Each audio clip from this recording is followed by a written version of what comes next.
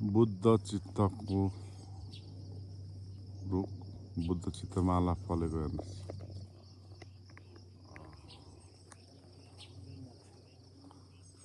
काभ्रे कोसीपारी भुम्लो गाउँपालिका ward number 5 होर्मा।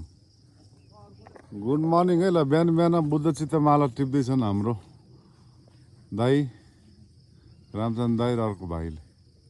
माथि रहेछ अग्लो ठाउँ।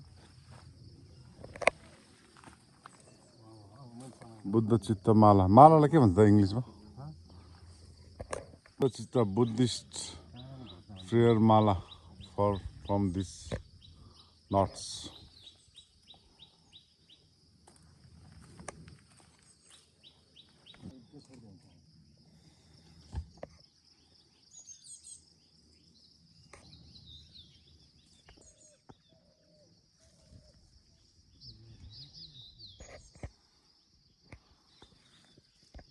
बुद्ध चित्त फलेको हेर्नुहोस्। बुद्ध चित्त नजिकबाट हेर्नुहोस्। बुद्ध चित्त काभ्रे जिल्लाको कोसीपारी। यसको बिरुवा चाहिँ पहिला पहिला तेमालमा फल्थ्यो।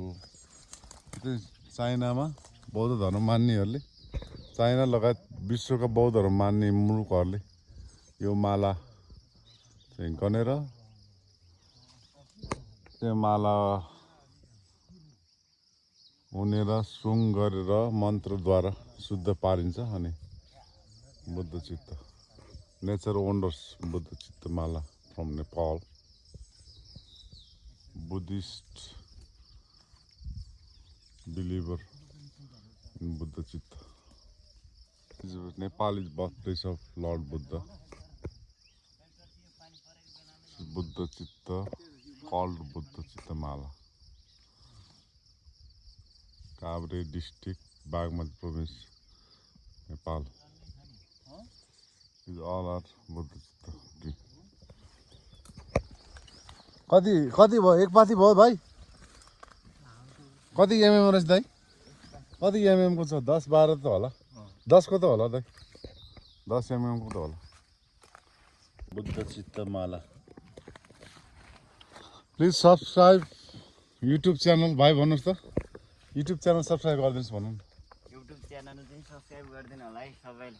ल दाइले भन्नु त। युट्युब च्यानल सब्सक्राइब गरिदिनुहोस् भन्नुहोस् त। ल बुद्ध चित्त सब्सक्राइब गरिदिनु होला मिस्टर रबिन सिंह आङदेम्बे। फेरि आउँदा लामा रबिन 7 पृथ्वी एक यात्रा। युट्युबको नाम पृथ्वी एक यात्रा। बुद्ध चित्त माला। ल ल गजब फलेछ है। कति घन्टा लाग्छ भाइ? दिनभर लाग्छ? 2 घन्टा जति लाग्छ? 2 घन्टा लाग्छ है। ल यता आँप पनि फलेछ। ल हेर्नुहोस् हाम्रो गाउँघर कोसीपारी काभ्रे भुम्लो गाउँपालिका वार्ड 5 मा बुद्ध चित्त माला टिप्दै। ल हेर्नुहोस् आँप फलेछ। बादल लगाएको छ। आज साउनको झन्डै झन्डै असार सिद्धिने। आज असारको 30 गते।